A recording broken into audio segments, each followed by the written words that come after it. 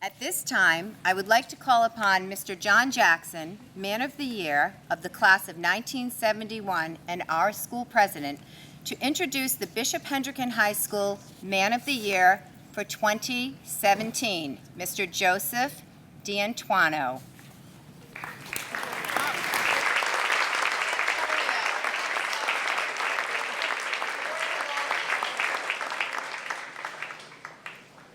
We have a Joe D'Antuono in this class.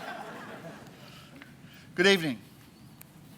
It is my pleasure to introduce the 2017 Bishop Hendricken Man of the Year. The Man of the Year award has been presented to a graduating senior since our first graduating class of 1962. It is voted upon by the senior class and the faculty, and it is awarded to a young man who has distinguished himself in every area of student life: academics, extracurricular, community involvement, and service.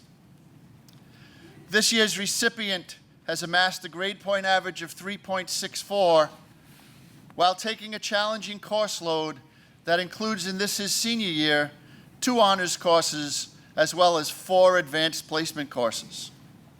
He has been a member of our state championship football, indoor, and outdoor track teams, served on the Special Olympics Committee, student council, and peer mentor. He has attended leadership conferences, and he is a member of the Rhode Island Interscholastic League's Student Advisory Board.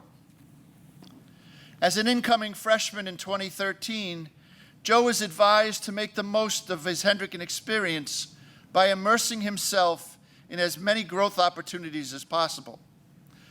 Joe was listening very intently that day. And as you can see, he has taken advantage of all that Bishop Hendricken has to offer. The most successful students at Bishop Hendricken all have that trait in common.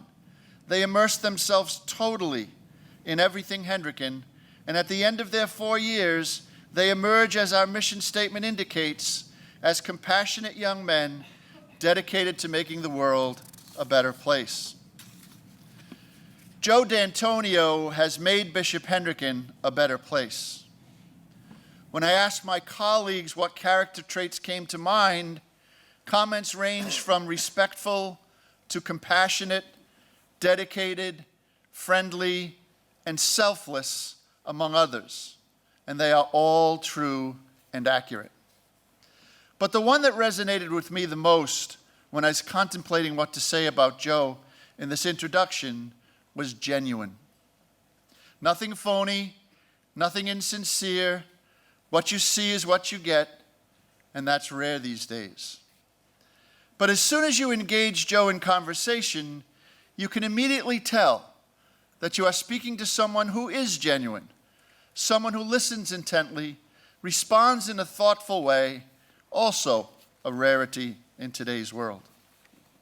As I said earlier, this award has been presented since 1962, and the men who have received this award have gone on to become very successful lawyers, doctors, politicians, businessmen, and we have 2 priests, Father Ryan Connors and the soon-to-be ordained Brian Morris, both Men of the Year.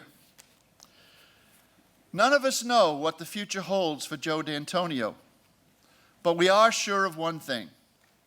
No matter what path Joe D'Antuono takes, he will attack it with a passion, a dedication, and a commitment to excellence, traits that were instilled in him by his family and reinforced during his career at Bishop Hendricken.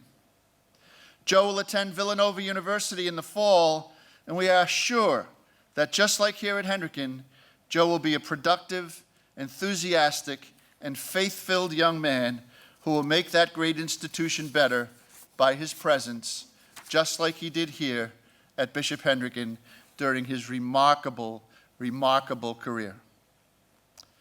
Ladies and gentlemen, the Bishop Hendricken High School 2017 Man of the Year, Joseph D'Antuono.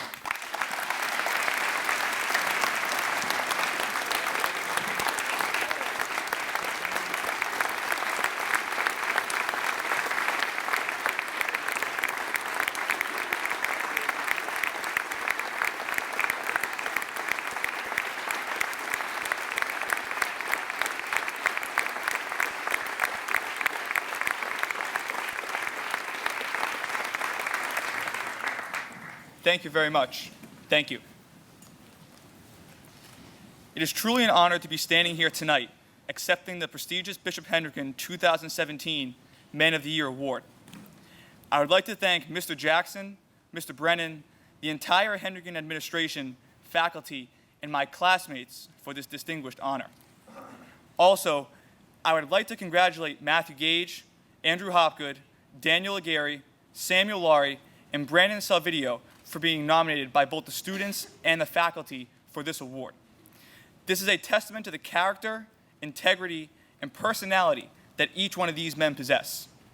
It has been an honor of mine to be able to spend 4 years working with and forming lifelong relationships with this distinguished group of men, along with the entire class of 2017. The day was December 25th, 2011. My sister and I woke up at 6 a.m. and anxiously made our way to the top of the stairs. As many kids do on Christmas morning, we waited patiently, although very impatiently on the inside, for my mom and dad to get situated downstairs with the camera and video camera to capture the special excitement. When the words, "Okay, we are ready," came out of my dad's mouth, my sister and I sprinted down the stairs. Upon entering our living room, I could not help but smile with joy and excitement. The toys underneath the Christmas tree, Michael Bublé playing on the radio, there is no happier time than the Christmas season. As I took a seat next to my presents, I could not help but look at the new Dallas Cowboys gear spread out on the living room floor. Christmas was great, but after seeing that, I was ready for playoff football season and hopefully a Super Bowl win, which sadly did not come true. After spending some time admiring my new Dallas Cowboys gear, my parents called my attention to another gift. It was a large, navy blue wooden sign. Curious to see what the item was, I walked over to it. On the wooden platform were words, not a quote or an inspirational saying. The writing was the definition of the word dream from the dictionary. It reads, dream, a noun, a series of thoughts or images passing through the mind in sleep. Also, the mental state in which this occurs.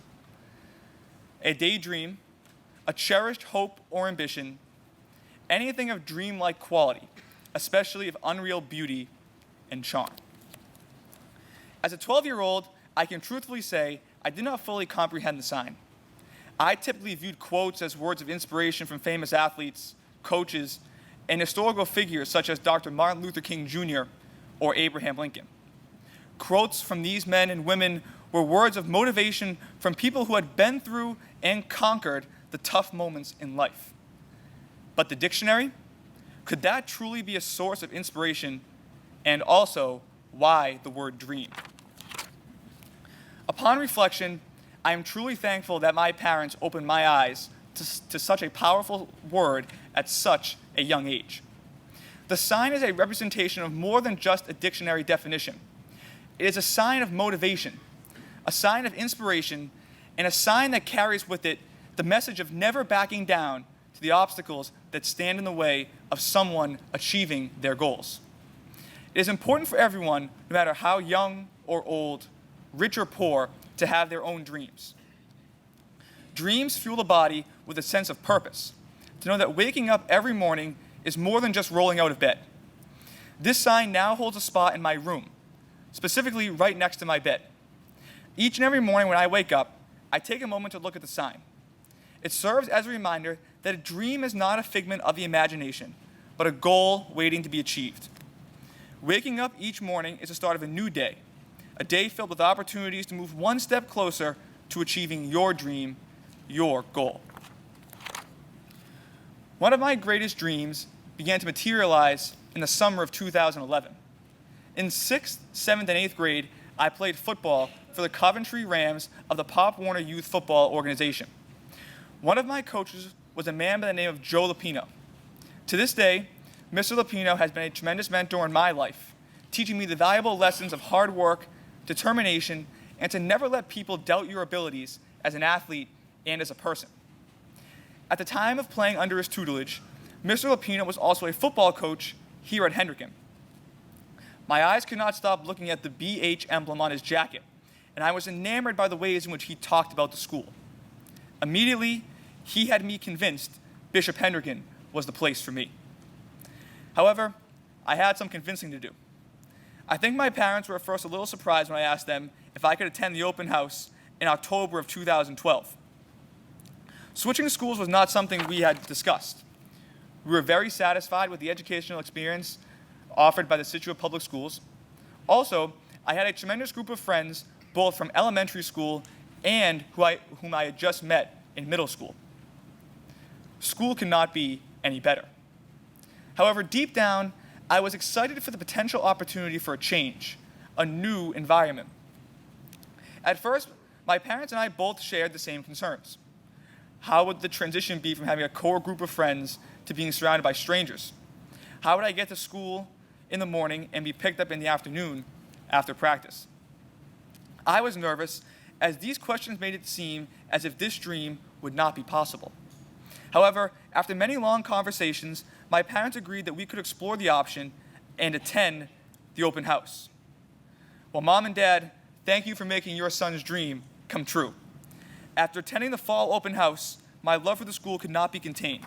It was all I talked about for the next 4 months, from the athletics to the dress code to the extracurricular activities. My excitement persuaded my parents, and we sent in my application for the following school year. This pure excitement reached its climax in December when I received a large white envelope that contained my acceptance letter. Although I did not know it at the time, the 4 years ahead of me would mark a change that I never could have imagined. A change from childhood to adulthood, a change from a boy to a man. From the moment a boy walks into the doors at Bishop Hendricken, he's immediately accepted into what is commonly known as the Hendricken family. This family is one of brotherhood, love for one's neighbor, and the awareness to help those who are in need. As a 9th grader who was nervous and excited to start his high school career, the Hendricken family immediately accepted me into their open arms. After taking flight, Hendricken's freshman orientation, I felt as if I had been attending Hendricken since elementary school. The building did not seem as daunting as before. I was very comfortable with the schedule of classes, and I had many new friends going into the first day of school. This change from nervousness to excitement was due to the work of Hendricken faculty and the upperclassmen who made that day more than just an orientation, but a welcoming to the brotherhood of Hendricken men. Over the past 4 years, Hendricken has taught me many different skills, from classroom tips to life lessons. In the classroom, the teachers believe in each and every one of their students. This bond that the teachers form with their students is one that fosters hard work, determination, and a sense of never giving up. This summer, I decided to take Mrs. Tadino's accelerated pre-calculus course in order to take statistics in the fall. Since math is not one of my strongest subjects, I was nervous going into the intensive summer course. After taking the first test and not receiving the grade I had hoped for, I really began to question myself on whether I had made the right choice to take the course. It was at this time that Mrs. Tadino believed in me. Those of you who have had Mrs. Tadino know that she believes in each and every one of her students. She believes that if you devote yourself to your work and complete it to the best of your ability, you will succeed in all the endeavors you embark on. She believed in me at a time when I didn't believe in myself. Through her words of inspiration, her taking time to stay with me after class, and her belief in me, I successfully completed the course. Although I only had Mrs. Tadino for 3 short weeks, she fostered the value of never backing down in me. I learned that all of life's challenges can be conquered through believing in myself and never giving up from challenges in life. There have been points in my high school career when things have not gone well. Grades were not where I wanted them to be. I was not playing as well as I hoped on the field. And although I was confident in my abilities, frustration encompassed me. Now, as many of you know, there is no better feeling than playing that school on Academy Ave in Providence in any kind of competitive atmosphere. The spirit, excitement, and anticipation that encompass the community as these games approach is truly remarkable. As a freshman, There is nothing a student wants more than to win that game. We played them week 2 during my freshman season. After only playing in one game prior to the matchup, I was nervous as can be going into that game. We received the football first, and after 3 unsuccessful offensive plays, had to punt. As I ran onto the field, my heart was racing at about 1,000 beats per minute. I stepped over the football, got down in my stance, and fired the football back to the punter. As many football fans know, the long snap should hit the punter about right in the chest at about the numbers. The ball went right over his head. Straight shot. My mistake resulted in the defense recovering the ball on their own 20. Great field position for their offense to score. I was very upset with myself that I had put the team in such a terrible position, especially in a game with the magnitude such as this one. I jogged back over to the sideline with my head down and isolated myself in the far corner of the sideline. However, both my coaches and teammates rallied behind me. Instead of yelling at me for my mistake, they provided me with words of encouragement to be confident in myself and to learn from the previous play. That experience 3 years ago was more than just a football game. It was a time when the Hendricken family assisted me when I was frustrated with myself. My teammates and coaches taught me that it is in these tough moments that one truly finds himself. I was encouraged not to dwell on the past, but instead to look to the future with fervent intent to be the best. My dad and I have a motto that we commonly refer to as our rules of the day. These rules came to fruition at the conclusion of my junior year in a text that my dad sent me following final exams. As senior year was approaching, I would have to make many decisions impacting the next 4 to 6 years of my life. Knowing this time can be stressful and mentally demanding, my dad encouraged me to implement these rules into my day to serve as a motivator to not get bogged down in the stress, but to enjoy each and every moment. This motto consists of 3 points that are more than just rules, but guidelines to make every day a great one. Number 1, work hard in all that you do. Number 2, treat people the right way. And number 3, have faith. Throughout my 4 years at Hendricken, the academic curriculum, the extracurricular activities, and the entire community have instilled in me these same values into my life. Many of the values developed in the formation of the Hendricken man are also the ones that my family holds in high regard. This commonality made me realize that my dream was being fulfilled each and every day. My experience at home was a mirror to that at Bishop Hendricken. Although I did not realize it in the early years of my high school career, my dream of being a member of a community that emphasized values to prepare me for life beyond the classroom was being fulfilled each and every day. Number 1, work hard. Whether it be in the classroom, in the theater, or on the athletic fields, Hawks never give up. This is a value that the entire Hendricken faculty, staff, and coaches instill in each and every one of their students. Working hard requires more than talent or ability. It takes will and determination. As my track coach, Mr. Lorenko, preaches to us every day, the will to win is nothing without the will to train. Number 2, treat people the right way. The Hendricken family is more than just a group of students and alumni. This family is grounded on the principles of brotherhood, love, and service to your fellow Hawks. One of the many topics that we discussed last year in Mr. Curran's moral theology class was the continued growth of the virtues, both cardinal and theological, in our lives. Although one is not given more significance than the other, Mr. Curran taught us that if one had to be signaled out as the charioteer of them all, it would be the virtue of charity, love. This love applies to oneself and, more importantly, to those in people's lives.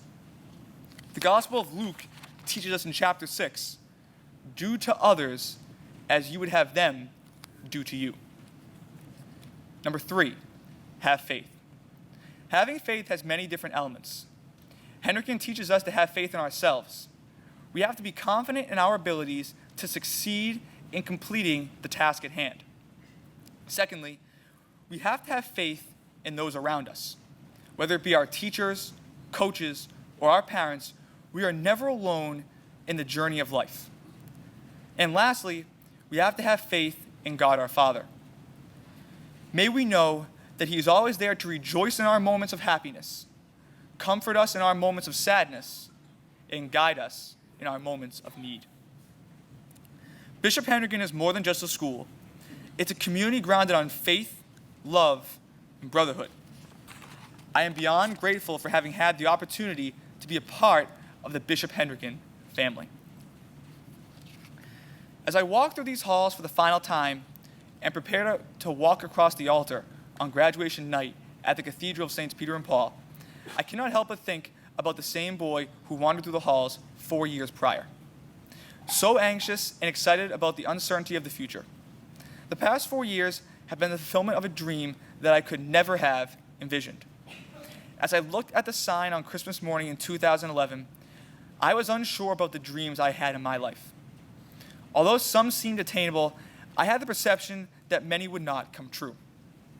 However, the sign made me think otherwise. It served as a motivator to show that dreams are as far away as you can perceive them to be. The more and more I believed in myself, in those around me, and in God, my vision began to reach its reality. Moving into the future as a student in college, and later a man in society, the lessons that I learned from my own family and from the Hendricken family are lessons that will resonate with me for the rest of my life. These lessons of self-confidence, integrity, perseverance, hard work, service, and faith are more than just values of the classroom. They are virtues that will make all of us the best college students we can be. They are virtues that will make all of us the best husbands, fathers, and friends that we can be. And also, they are virtues that will make all of us holy and faithful followers of Christ. The future is a scary time, as it is filled with large gaps of uncertainty. As scary as it may seem, I encourage everyone here tonight to not be scared, but set goals and dreams for yourself. For a dream is more than just a thought. It is motivation to be the best you can be every single day. And in conclusion, I'd like to leave everyone with one quote. Casey Kasem, who, as many of you know, was the radio announcer on America's Top 40 in the 1970s, 80s, and 90s, concluded every broadcast with a quote.